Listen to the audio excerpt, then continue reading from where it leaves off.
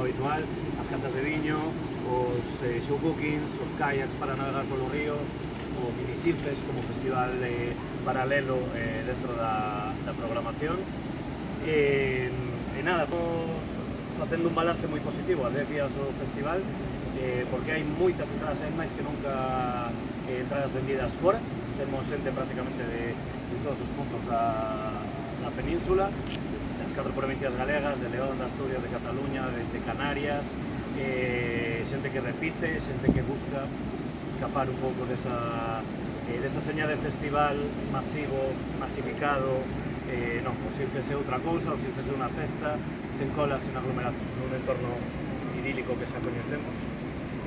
Nada, pola nosa parte, reiterar de novo agradecemento, como sempre, ao Consello Regulador, Concello, Diputación e Xunta de Galicia.